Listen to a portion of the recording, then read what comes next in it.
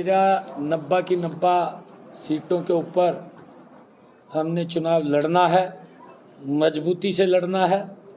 आज हरियाणा प्रदेश के लोगों का जो उनका आशीर्वाद, जो उनका सहयोग मिल रहा है, मैं उसके बल के ऊपर कह सकता हूं कि कांग्रेस का कहीं पर भी नाम निशान दिखाई नहीं देगा। कांग्रेस के टिकट लेने वाले अब सामने नहीं आ रहे हैं। टिकट का फार्म भरवाने के लिए भी एक परिवार से 5-5 लोगों के नाम वो भरवा रहे हैं, ताकि अपनी इज्जत को जनता के सामने बचाया जा सके।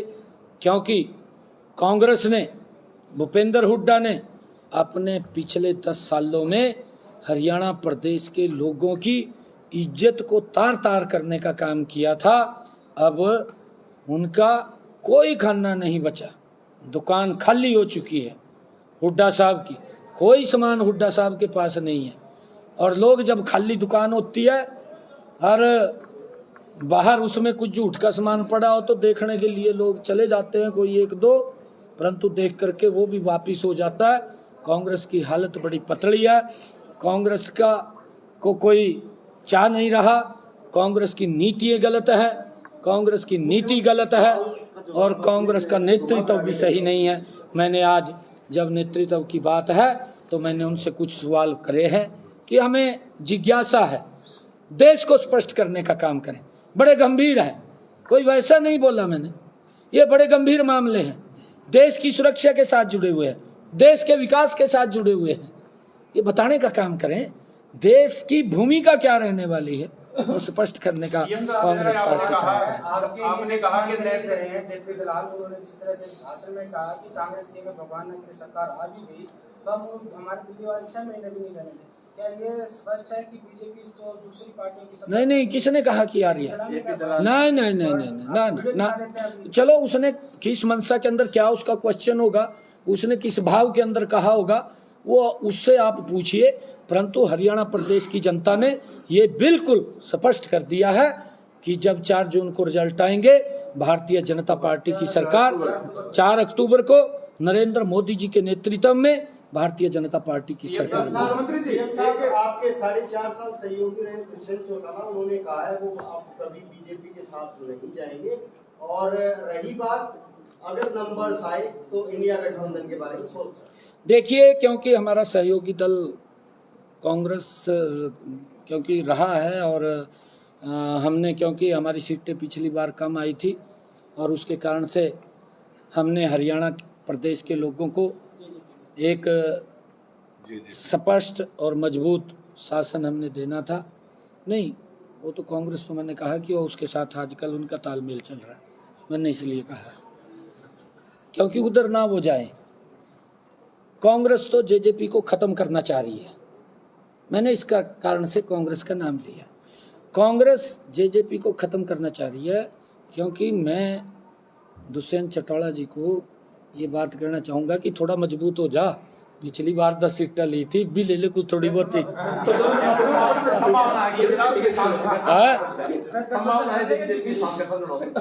अरे नहीं, मैं कह रहा हूँ भारतीय जनता पार्टी की पूर्ण बहुमत की सरकार आ रही है, ये हरियाणा प्रदेश के लोगों ने लिख दिया।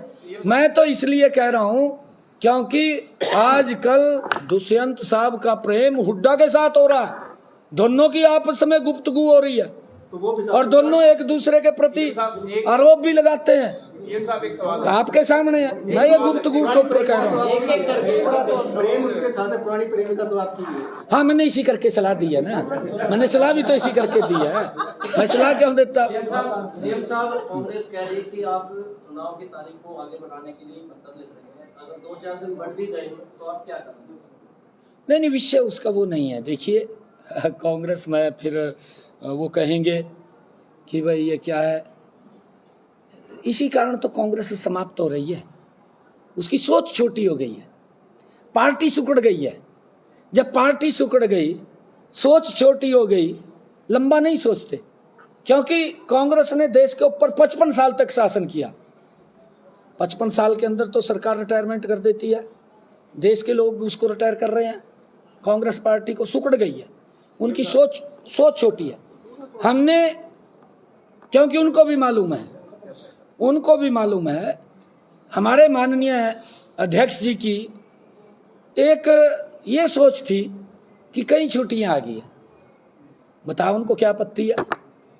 क्योंकि शनिवार की छुट्टी है, इतवार की छुट्टी है, 29-30 की छुट्टी है, 1 तारीख को वोटिंग है, छुट्टी है, 2 अक्टूबर को गांधी जयंती है, छुट्टी है।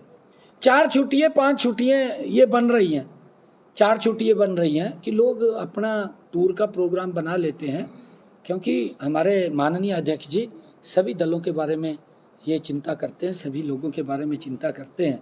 और अध्यक्ष जी ने ये बात सोच करके चुनाव आयोग को इन्होंने पत्र लिखा कि भाई ये बीच में छुट्टियाँ आ गई, कहीं लोग ऐसा ना हो कि वो बाहर जाने का टूर का प्रोग्राम बना ले। कांग्रेस इस प्रकार से उसकी वाहवाही लूटने का काम कर रही है। हुड्डा साहब, कुमारी शैलजा, रणदीप सुरजेवाला, अरे उन्होंने तो इस प्रकार का जो पता नहीं, वो कह देना कि उसके हाथ वो लग गया, ये हल्दी की गांठ लग गया, हाँ हल्दी की गांठ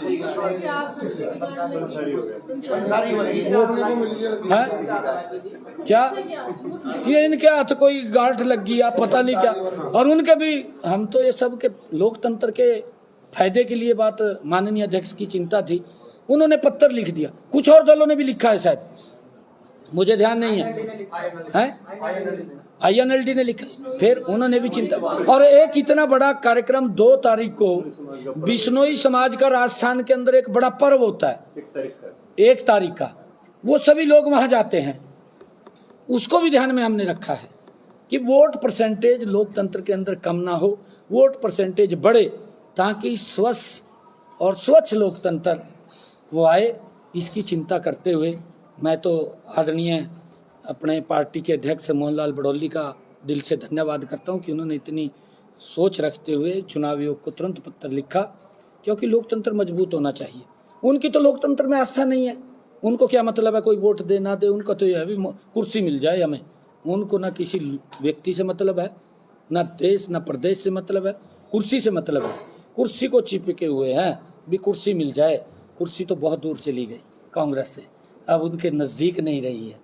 हरियाणा प्रदेश के लोगों ने तय कर दिया है, हरियाणा प्रदेश के लोग आज जब उनके कारनामों को याद करते हैं, जब हरियाणा प्रदेश के लोग रात को मंजे पर लेट करके सोने से पहले आंखें बंद करके जब हरियाणा के लोग सोचते हैं कि इनके कार्यकाल में 4 दिन में गैस का सिलेंडर मिलता था, रोंगटे खड़े हो जाते हैं लोगों के। क्या हालात कांग्रेस ने की थी, बिजली नहीं आती थी। जब उनको ये ध्यान आता है भी कांग्रेस के समय के अंदर दोपहरा काटना मुश्किल हो जाता था, मंजा उठा करके पेड़ को देखते थे, कौन से पेड़ के नीचे दोपहरा काटते, रोंगटे खड़े हो जाते हैं हरियाणा प्रदेश के लोगों के कि ये इस प्रकार का शासन तंत्र इनका रहा, कितना भ्रष्टाचार था। युवाओं के रोंगटे खड़े हो जाते हैं। इनकी सरकार में जिसकी टैची के अंदर वजन होता था उसको नौकरी मिलती थी, सारी सीमाएं लांघ देते थे, तार तार कर देते थे। अविश्वास हो गया था हरियाणा के युवाओं का, अविश्वास जमा है। आज युवा जब उस बात को, इनके कार्यकाल को याद करता है हरियाणा प्रदेश का, उसके भी रोंगटे खड़े हो जाते हैं कि चक्कर काटते रहते थे, नौकरी नहीं मिलती थी। हम तो पूछते हैं इनको, क्योंकि रणदीप सुरजेवाला इसके अंदर हिसाब किताब रखने वाला था हुड्डा सरकार के अंदर, उसको सारी जानकारी है। मैं रणदीप सुरजेवाला को कहूंगा कि वो हिसाब किताब की कापी कहीं खोल दे, तेरे पास थी हो तो बता देना हरियाणा प्रदेश के युवाओं को कि हमारी सरकार में कितना युवाओं को रोजगार दिया था, कैसे दिया था, किस आधार के ऊपर दिया था। बस कुछ नहीं है बताने के लिए, आपको बताएंगे। आपने 10 साल कांग्रेस के राज की बात की, जब भूपेंद्र हुड्डा मुख्यमंत्री थे हरियाणा के। आपका कहना है कि उस दौरान उन्होंने बहुत से गलत काम किए और उनके ऊपर बहुत से केस भी चल रहे हैं CBI में, ED में।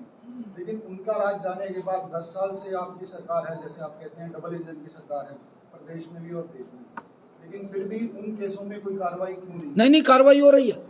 माननीय हाई कोर्ट ना, माननीय सुप्रीम कोर्ट उसको देख रहा है सारा का सारा। वो हमारे बस की बात नहीं है, क्योंकि कोर्ट जो भी कार्रवाई करेगा हमें कोई मतलब नहीं है। कोई जिसने गलत किया वो फंसेगा, कोर्ट है, देख रहा है ना, क्या 10 साल कोर्ट देख रहा है, कोर्ट के अंदर चल रहा है, कोर्ट देख रहा है, कोर्ट देख रहा बीजेपी की लिस्ट आ गई है, हरियाणा की कब तक आ है। जम्मू कश्मीर के लिए उम्मीदवारों की लिस्ट बीजेपी ने जारी की। हाँ, जारी की है। कब तक आ रही? मैं जम्मू कश्मीर के सभी जो प्रत्याशियों की लिस्ट जारी भारतीय जनता पार्टी ने की है, उन सबको बधाई देता हूं। मुझे मालूम नहीं, शायद कर दी होगी, जारी रात होगी। उन सब प्रत्याशियों को मैं बहुत बहुत बधाई देता हूं। और जम्मू कश्मीर की जनता से भी मैं ये कहना चाहता हूं कि वहाँ के लोग बड़े जागरूक लोग हैं, क्योंकि मुझे काफ़ी लंबे समय वहाँ पर रहने का अवसर मिला था और वो बहुत जागरूक हैं। मैं जम्मू कश्मीर के आवाम से भी, वहाँ के लोगों से भी ये कहना चाहूँगा कि भाई कांग्रेस से और नेशनल कॉन्फ्रेंस से जरूर कुछ क्वेश्चन ये पूछें जो हमारी जिज्ञासा है। सभी राज्यों के परिस्थितियाँ, वहाँ के मुद्दे, चुनाव मुद्दे अलग होते हैं। आपने जैसे सभी अभी जम्मू कश्मीर में नेशनल कॉन्फ्रेंस के बारे में कहा कि कांग्रेस का गठबंधन हुआ है। हरियाणा के मुद्दे क्या रहेंगे? हरियाणा की जनता किस लिए वोट देगी बीजेपी को, कांग्रेस को, जिसको भी, वो क्या रहेगा? मैंने आपको बताया, शुरू में बताया है मैंने जब प्रेस कॉन्फ्रेंस शुरू की थी, मैंने उस टाइम अपने आज प्रदेश चुनाव कार्यालय के उद्घाटन की भी बात कही है। मैंने ये भी कहा है कि हमने संकल्प पत्र वैन वो हर हरियाणा प्रदेश के ब्लॉक स्तर में चल रही है। 28 तारीख तक वो चलेगी। 29 तारीख को जितने भी हरियाणा प्रदेश के लोगों के बहुमूल्य सुझाव हमको संकल्प पत्र पेटी के अंदर मिलेंगे, उसके आधार के ऊपर हमारा संकल्प पत्र तैयार होगा। लोगों की क्या चाहते हैं, उनके क्षेत्र की क्या दिक्कतें हैं, क्या समस्याएं हैं, वो सारी ध्यान में आएंगी।